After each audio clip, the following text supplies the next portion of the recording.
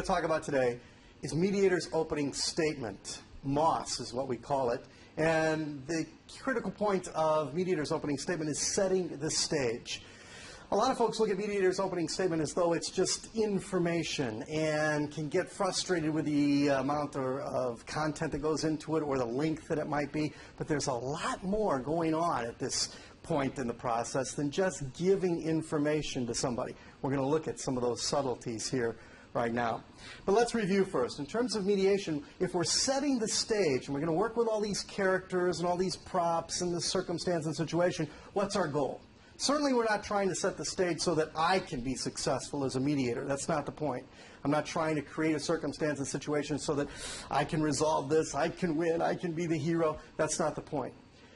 And if we go back to our definition of mediation, we'll get to our point. If you recall, our definition was to empower people to make an informed decision in their own best interest. So if we're going to be about the process of setting a stage, working out all of the components so that it leads in a particular direction, that direction should be empowering people so that they can make an informed decision. And hopefully that decision is in the area of their own best interests. So in terms of setting stage, that's what we want to do for Mediator's Opening Statement.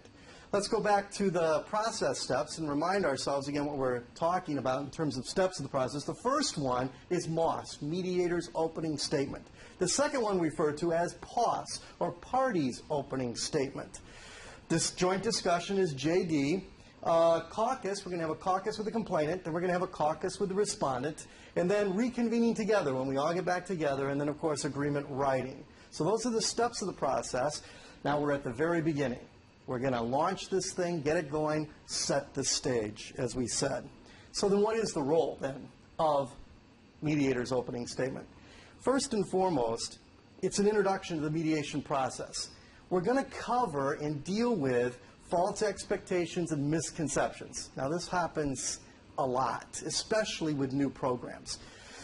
Parties will come in, whether it's one person on each side of the table or more than one person on each side of the table, and they come in with a particular set of expectations, usually from their past experience.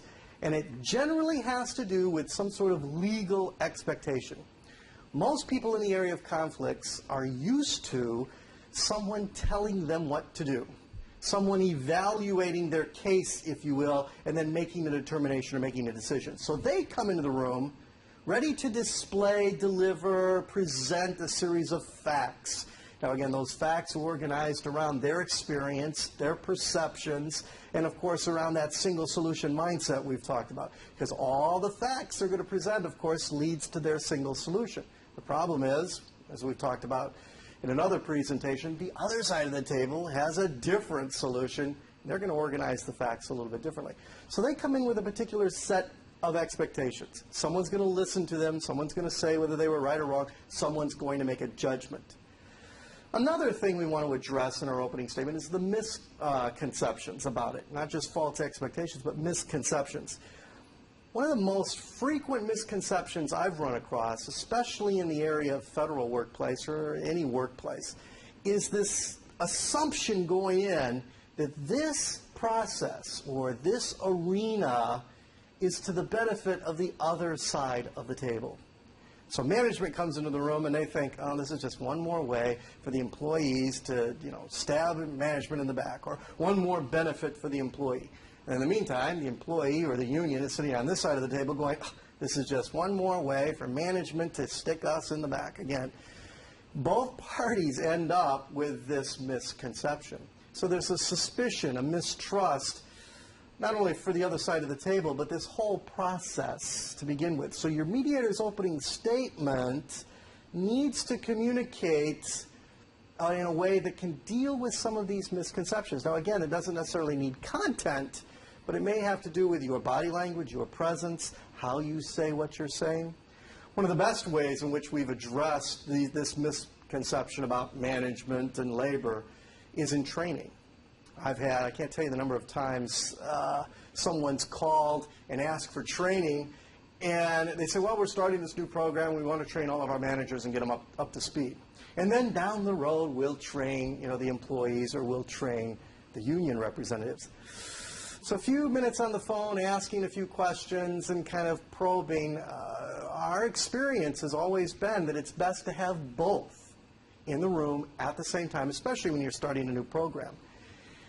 We did a training not too long ago at an Air Force base, and the first 2 rows was filled with management, and the last 2 rows was filled with union representatives.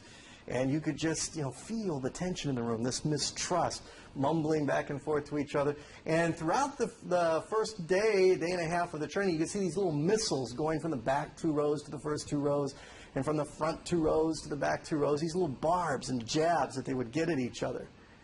Both suspicious of what this was all about and how it was going to take away their particular power.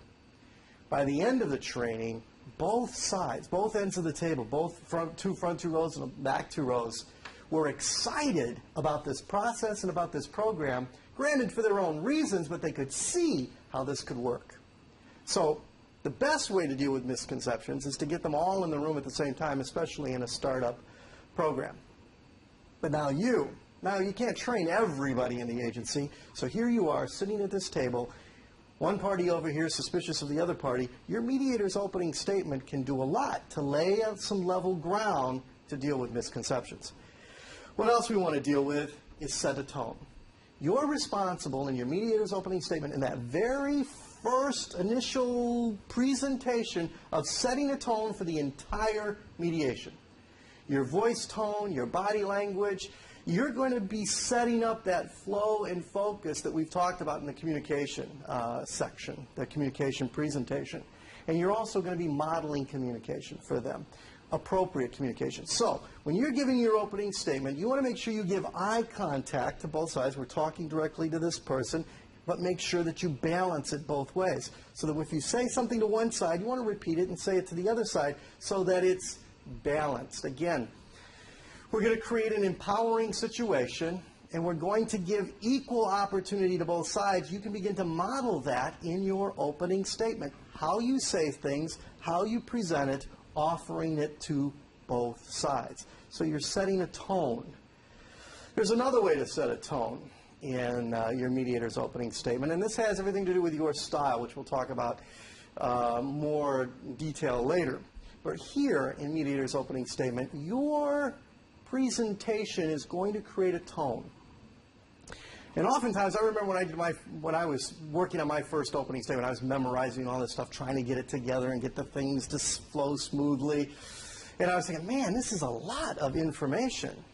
And what I didn't realize until later, after I'd done it a long time, there's more than information going on here.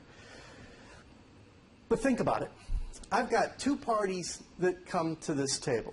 They are angry with each other. There's a history of this conflict. They don't trust each other. They may be on the verge, ready, looking at each other, glaring, barking, ready to bark at each other at any moment. And now I'm the first person they get to spend time with, and I'm going to sit down and I'm going to give an opening statement. What I began to realize as I did this more and more is as this my opening statement unfolded, they began to calm down. The time that it took for me to get from beginning to end had actually created a space here that they began to feel comfortable in and find their space. Okay, kind of, well, they come in, they're ready to fight. But by the time I work through my opening statement, they understand their role here. They have a clear understanding of what the expectations are going to be, and they kind of settle in. So if my opening statement, on average, and I have a style that tends to extend the opening statement a little longer. If my opening statement goes anywhere from 6 to 8 minutes, I've created a space here, 6 to 8 minute space, where they begin to find themselves fitting in where they belong. That's part of my responsibility in my opening statement. That's why, or one of the reasons, it's not just information. If it was just information, we could send a letter out, read this, have it done. Or I could rattle off a few facts and then jump into this mediation. But I'm setting a stage. I'm creating an atmosphere, an area, defining how they fit in. So, it's not just about information. It's not about getting it out real quickly. Watch them. Watch their body language. You'll see it shift as you're moving through this. It's a lot more going on than just content. Also, providing structure. The I'm in charge. Now, one of the ways we talk about this, it's their mediation. They get to decide what they want to do. We're empowering them to make a decision. If they want to make a decision not to resolve this conflict, it's up to them. But I'm responsible for the process. And when I'm communicating to them in my opening statement, here's what's going to happen, here's what you can expect, these are the steps we're going to go through. And parties get comfortable with that. Okay, there is a structure here.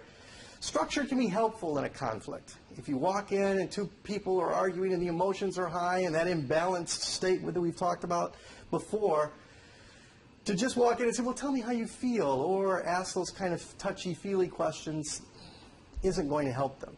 They need help or they wouldn't be here. They need something or they wouldn't have asked for you to come and sit as a third-party neutral. Structure will help them through this. And so parties will often find in that opening statement, okay, there is a steps we're going to go through. I see where we're going here. I see my role. I'm learning my lessons. I know what I'm supposed to be doing. And it can create that atmosphere of working together towards some kind of solution. So structure, you're in charge. Okay, you're in charge of the process. It's their decision, their power, but the process is yours. And you're making it clear, here's what you can expect. We're going to do this, we're going to do this, we're going to do this, and then after that, we're going to go here, we're going to do this, we're going to pull you back together. You're responsible to make sure that that takes place. And in doing that, by stating what's going to happen, you're building credibility. You're in your tone, your presentation, if you're communicating confidence and competency, they begin to get comfortable with you and also with this process. So your credibility here, each time you sit down, it's not about you. It's about the process and about the program. The better you are at facilitating this process, the better the program will come off. So when you leave this table, these folks come to this table looking for assistance. They come to this table looking for help. But the help and assistance doesn't get credited to you. It gets credited to the process. And that gets credited back to the program. By building the program, supporting the process, keeping the integrity of that process, you've built a long-lasting program that these people can trust, they'll continue to use, and you'll be called back. So it's kind of taking your eyes off yourself, putting it on the program, putting it on a process, and in return, this whole thing builds off of each other. So your tone, you want to make your opening statements sound smooth.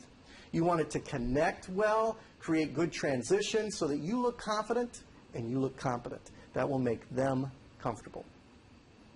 So we're going to go through next the content of how these things need to be put together, and I'm giving you the way I've put it together. It's the way that's become comfortable to me. We're going to look at general sections, what needs to be part of your mediator's opening statement card, but when you work on it, you can move some things around. Make it fit for you. Make it comfortable for you so it flows logically for you so that when you're sitting here, it sounds good. All right, let's look at the initial contact. In setting the stage, oftentimes, your initial contact may not be at this table. More and more agencies, programs, organizations are creating a program where the mediator becomes the initial contact. When I was at the Justice Center of Atlanta, we had the luxury of having an intake staff. So someone else who would pick up the phone, talk to parties, set up the appointment, set up the mediation. They did that, and then I really didn't have to meet the parties until I showed up at the mediation session. Well, more and more agencies, to save cost or create efficiency for whatever reason, giving the intake responsibility to the mediators. So you may get a phone call one day as a mediator and says, we've got this case for you. Here are the telephone numbers, here are the names. Now you're responsible to do the setup. That setup is going to be your initial contact. And in some case, first impressions are going to be created. Let's talk about what you need to be doing in the initial contact. Initial contact for a mediator setup is you're going to call parties. You're going to pick up the phone, you're going to get the numbers from the person who's coordinating this, the ADR coordinator, the program coordinator, whoever it is. You're going to pick up the phone, you're going to call and say, I understand, are you so-and-so, Mr. X or Mrs. X? Yes, I am. I understand you filed a complaint. Yes, I have. Okay. I'm the mediator who's been assigned to your case the purpose of my phone call here today is to set up at a time and a place for the mediation. So one of the things you want to make sure you do is identify the parties. Who are the people involved? You got that straightened out? The next thing you want to ask in terms of setup is, are there any representatives? Now, we're going to deal with this more detail in an intake presentation, but right now, in terms of the initial setup, setting the stage, the initial contact is step one. So we want to delineate what you want to do and not want to do in your first contact so it doesn't mess up. It's going to affect what you say and don't say in your mediator's opening statement. So find out who the parties are. Second, do they have any representatives? The 90%, the number one thing that defines success of a mediation is not you. And this was hard for mediators to take for a while. Well, if I learn the skill set, if I do a really good job, then resolution rates will go up. What we found out was that 90% of the success of any mediation was getting the right people at the table, which puts most of the weight and responsibility of success on the intake process. So you're now responsible for finding out who needs to be at this table. So you have to be able to ask enough questions to get the right people at the table. So on the management side, you're going to need a decision maker. That's critically important. The person involved in the conflict, the manager involved in the conflict, may in fact not be that decision maker.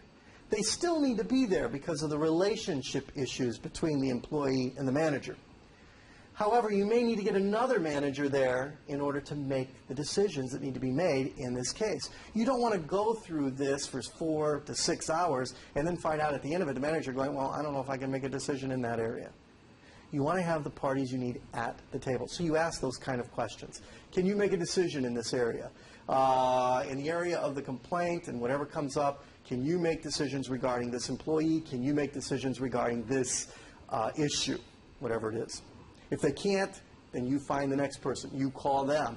They become a part of setting up time and place. Same thing on the employee side. Are they going to be able to make a decision in this situation? I'll give you an example. Not all the time is the employee the one who makes a decision.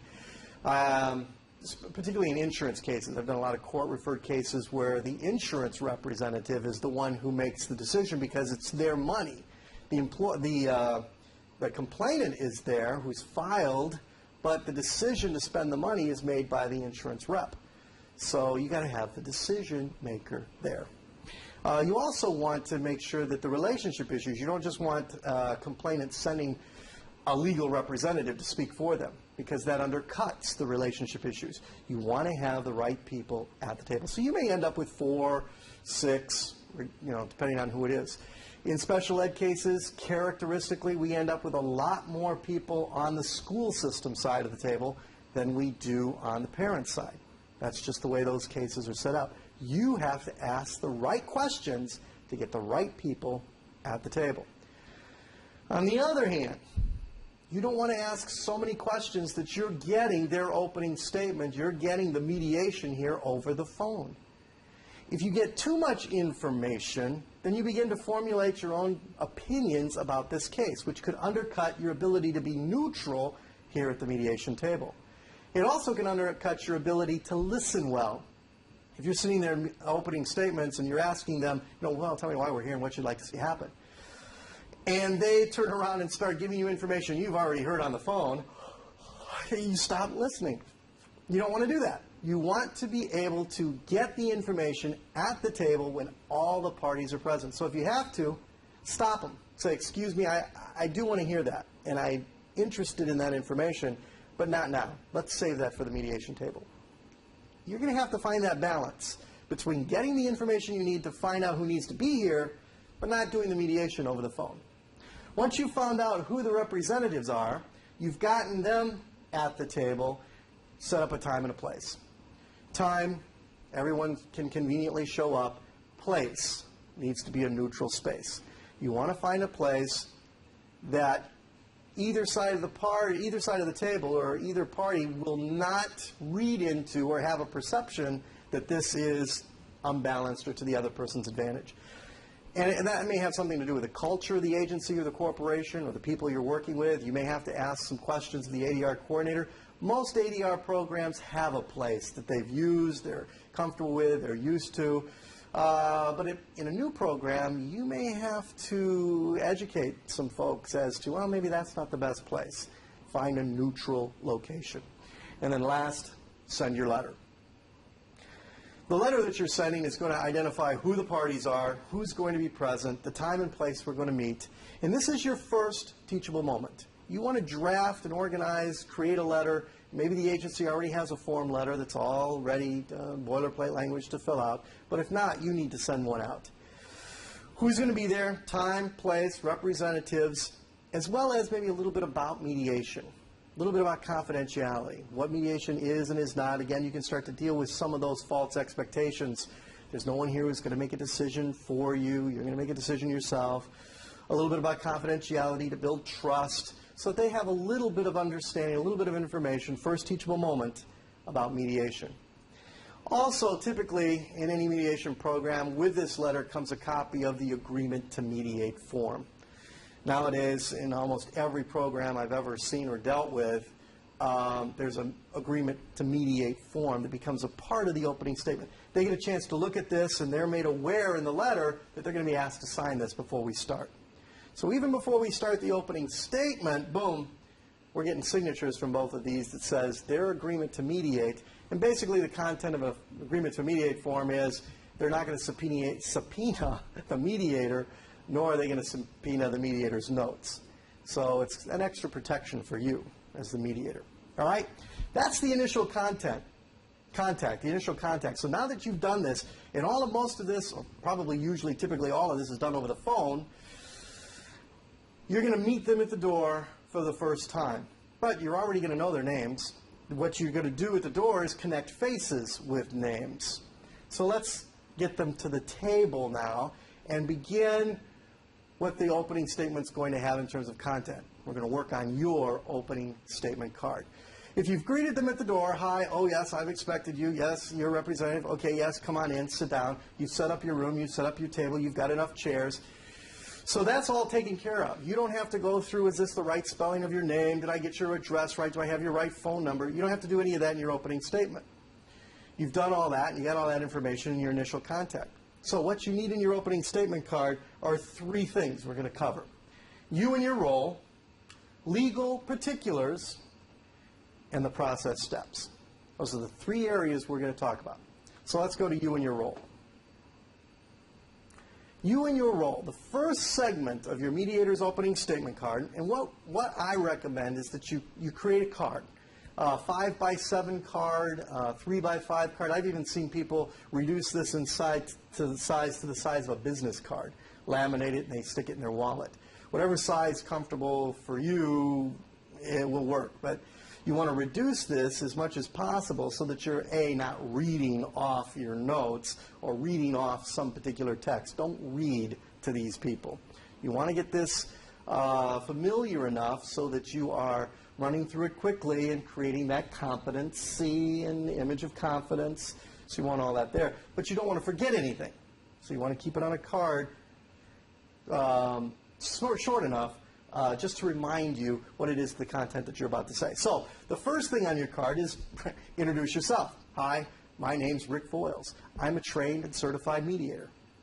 That's all you need to say about yourself. You don't have to go into any kind of qualifications. I've spent 10 years in the EEO arena, or I've done thousands of cases, and please don't go into your settlement. Oh, I've got a 90% settlement rate.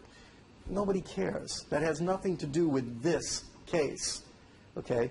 The only thing they need to know is that you have the credentials to sit in this chair. That's it. So you're a trained and certified mediator. That's it. As far as you need to go. My name is Rick Voyles. I'm a trained and certified mediator. It's enough to communicate to them what they need to know. Describe your role. My role here today is to be a third-party neutral. I will be facilitating a process that may lead each of you to resolve your own conflict here today. Doesn't mean they're going to resolve it here today, but at least they're going to have the opportunity to resolve it here today. And the last part about you is disclaim any vested interest. And the way to do that is, I've never met either one of you, correct? We've never met, right? And we've never met, right? Okay? And I want to let you know that the outcome here today, I have no vested interest in the outcome here today. Whatever you decide. If you decide to settle it, that's fine. If you decide not to settle it, that's fine too. Okay? So you've defined yourself, you defined your role. That's the first part of your mediator's opening statement card. Now you're going to jump into legal particulars. This is a little more lengthy, but it flows pretty smoothly because they connect together. You've disclaimed any interest. You know, I have no vested interest in the outcome of what happens here today. I need to let you know that this is not a legal proceeding. Now, you don't want them to assume that this is an illegal proceeding, but that this is not anything that they're familiar with in a legal context. What you expect to find in a courtroom, cross-examination, rules of evidence, all that stuff, you will not find here. That's also nice to say if you've got a room with a couple of attorneys in it that aren't familiar with the mediation process, because they're going to drop back into what's familiar to them, cross-examination, rules of evidence, they know how to do and deal with. So this is not a legal proceeding. This is more of an informal discussion.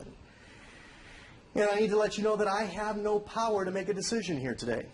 And I like to add the point, you don't have to add this, but I like to go on and say that any power to make a decision actually resides in these two chairs. I'm pointing to the complainant and the respondent at this point.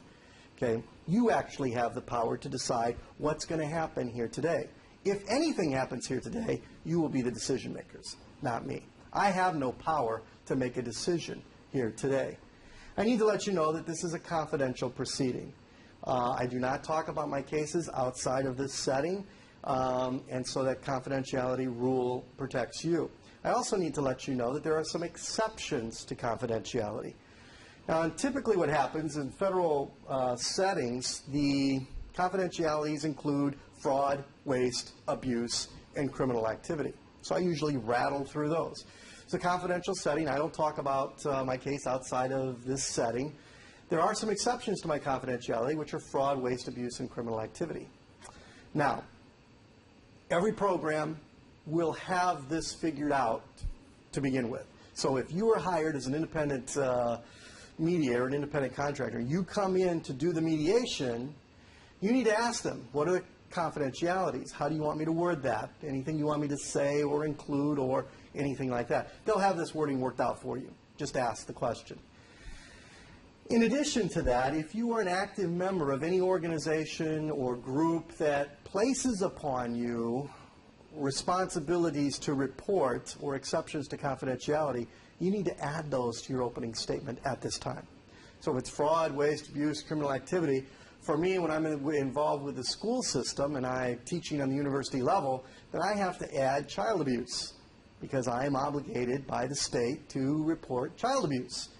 So that becomes one more thing that I have to add to my opening statement. Same thing. So ask the agency, what is it? What are the exceptions? How do you want me to word them?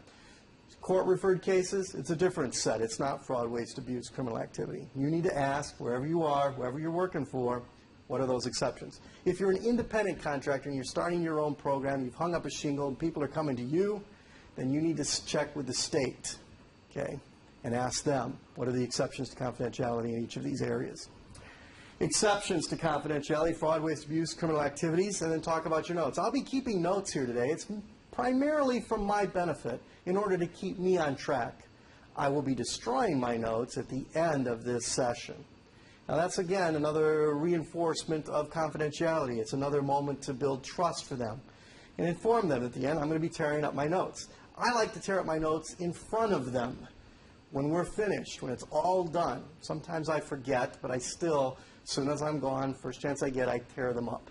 Okay, so there are no notes that exist after this. You haven't waived any of your rights being here today. So your willingness to try mediation has not eliminated for you any of the other forums, any of the other rights that are available to you outside of this forum. So you haven't given anything up.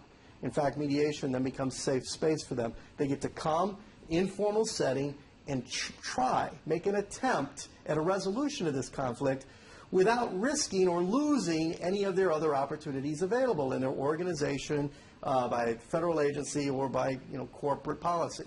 All of those rights still exist. So we're kind of letting them know that you're not giving up things by being here. You haven't waived any of your rights. And then not willingly testify. However, you haven't waived any of your rights here by being here. And if you decide not to settle this here today, decide to go into another formal setting, I need to let you both know that I will not willingly testify for or against either one of you in that formal setting.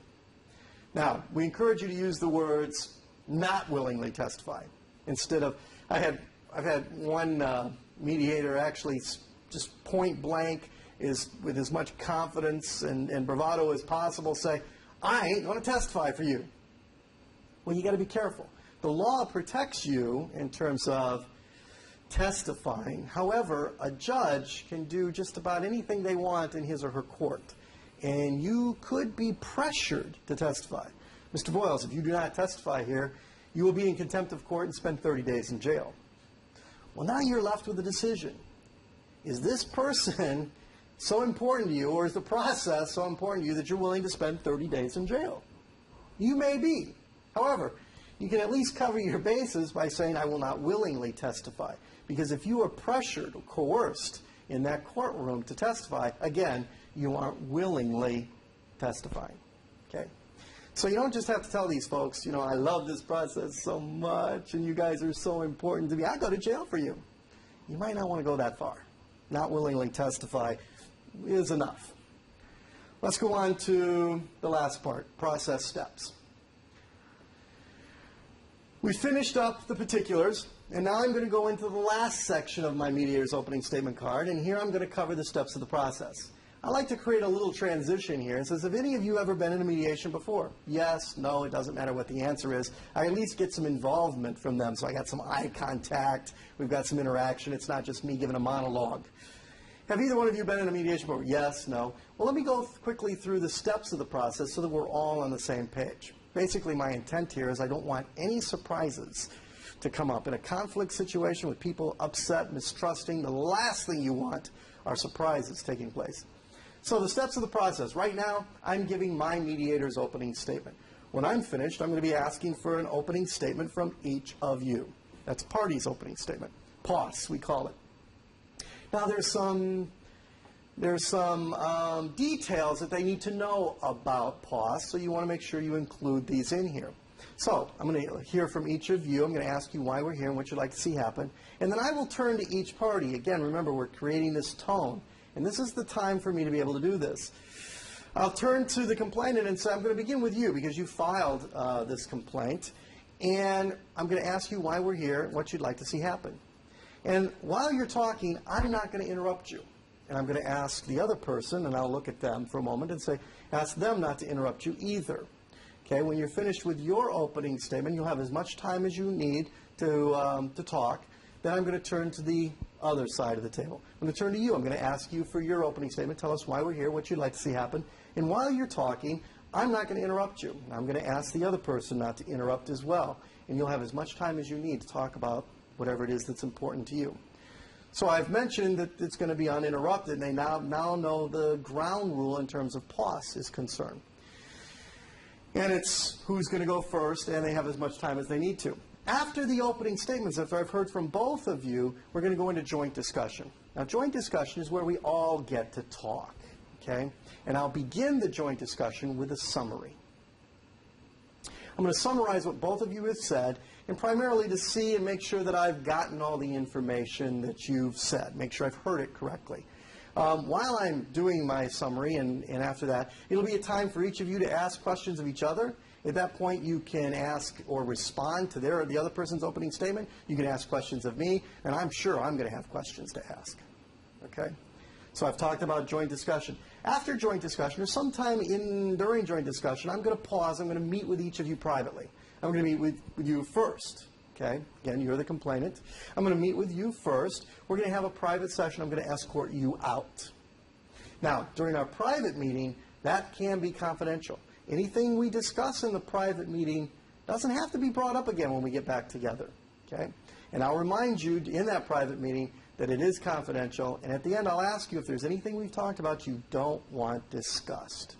Now, see, they're starting to feel comfortable here. There are steps to this. The expectations are starting to be clear for them. Okay? When we're finished with your caucus, I'll escort you out and I'll retrieve you. I'll bring you in. and will sit down and talk, can be confidential. And please don't associate any importance to the time that it might take for one or the other. And then here's where you want to blame yourself. There are two principles. We'll go over this again. The mediation process. Blame the process, blame yourself. Don't turn to them and start blaming. It's either the process or you. So you're going to turn to them and say, it just may take me longer to figure out the issues. So don't put any significance on the time it may take. All right, so we've gone to time, confidentiality. After I finish meeting with you and we've covered all the confidentiality issues, then we're all going to get back together. It's called the reconvening together time. And here we're going to go through an evaluation. We're going to look and see if there were any points of agreement. If there were no points of agreement, then we'll terminate this mediation session. I'll pull out a no agreement form, I'll sign it, put your names in it, basically says you tried mediation and it didn't work out, and then I'll sign it and you're free to go. If there are points of agreement, then I will begin to go through those one at a time in detail and we'll work on the specifics. As we progress through those, and it turns out that you two are in agreement on issues, then I will begin to jot those down on this form. And what I like to do is pull out the blank mediation form that they have. You're going to get this from the agency because 99.9% of the time, the agency has an agreement form that is filled with boilerplate language. Again, I don't want any surprises. So at the opening statement stage, I pull this out when I'm talking about the agreement, and I lay it on the table so that they can at least see there's a whole bunch of boilerplate fine print language here that they may be concerned about. I'm not going to read it all at this point, but I'm going to draw their attention to it. Two things I want you to notice about this agreement form. There's boilerplate language here. We'll discuss that when the time comes for you to sign this. I don't want you signing anything you're not comfortable with. The other thing I want you to notice is that the other sheet here is completely blank. This form is blank for your benefit. You are encouraged then to be as creative as you possibly can to create a solution that will make both of you happy. Once you've done that, then I will jot this down, your agreement in your words, in your language. Once we've filled it out, gotten all the points of agreement on paper, then I will read it aloud to you to make sure that it's your agreement. I will copy it, give you each a copy. You can read over it and make sure that this is your agreement.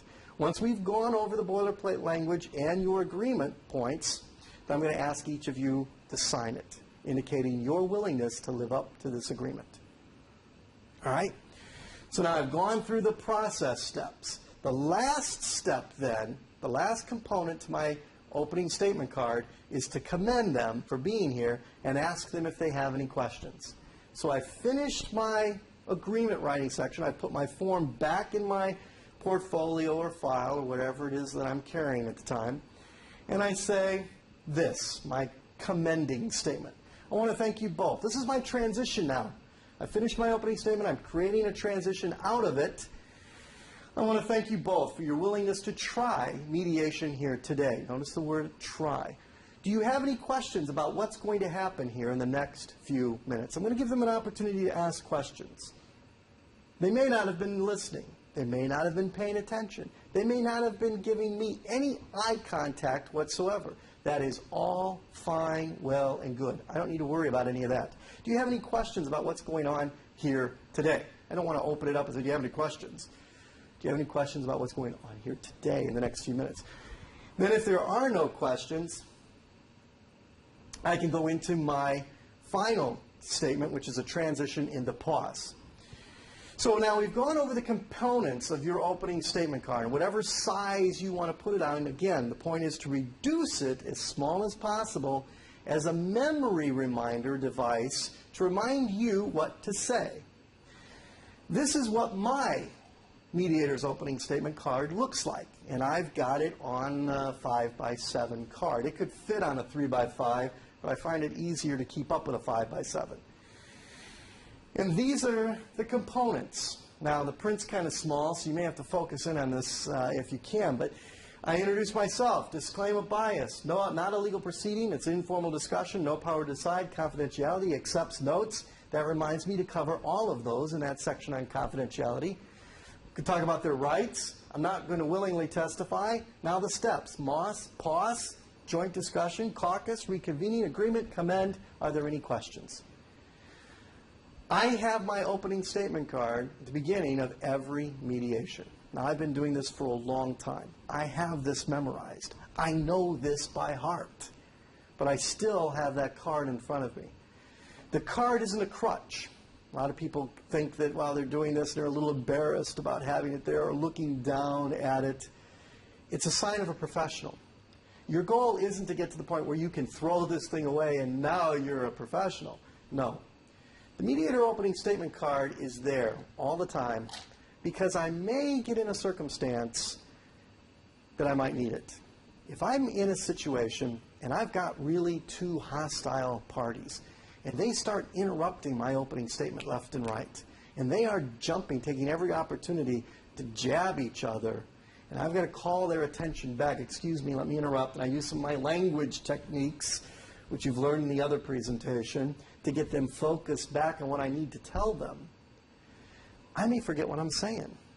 That card is there no matter how rough this opening may be. I can always glance down and see where I'm at. The last thing you want to have happen is in a conflictual situation where the two parties are at each other's throat to depend on your memory and, oh no, forget to mention the exceptions to confidentiality. Or forget to mention a step in the process. Okay, we're going to go to caucus now. Caucus, what's that? You didn't say anything about that. Oh, I didn't? Well, I was supposed to. Well, do you know what you're doing or not? I mean, it can cause, again, you don't want any surprises. So it's there for you to depend upon each time. Now, do they have to hear everything I've said? I've done opening statements where neither party ever looked me in the eye once. I've had opening statements where the other party crossed their arms, turned their back to the whole proceeding. My job here isn't to say, excuse me, turn around, come on, pay attention, this is important information. Remember, it's not all about content. I'm creating a level playing field, and by my tone and presence can communicate things I need to do. Confidence, competency, stuff like that. So it's not that they're going to hear it all. It's not necessarily that they understand everything that I'm saying. It's the first step in the process. I can go through this entire opening statement, say in 6 minutes, and neither one of them heard what I was saying. They're not paying attention. But what I've done is I've set the stage for me so that as we're going through this process and something happens, I can rely back on my opening statement. Well, if you recall in my opening statement, I said that we'd be going to caucus, right? Or they say, well, how come you're letting them go? Well, that's what the process calls for. Why aren't you doing it? Because that's what the process calls for. If you remember in my opening statement, I said this would be an uninterrupted time. I've laid the foundation for myself, and I've set the stage for a successful facilitation by laying out all the things that need to be laid out. Whether they comprehend them or not at the beginning isn't as important as the fact that they're there now.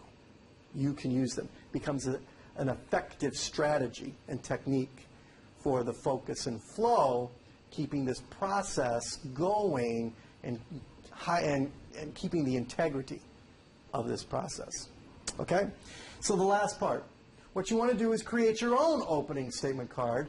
Write it down. You can use this order if you want it first. Try memorizing it or try working on it this way. See if it flows for you. If it doesn't, rearrange a few things so that it is and it sounds and it becomes your own so that you sound good presenting it. But try this if you want. Start there. Practice it. Work on it so that you can take ownership of it.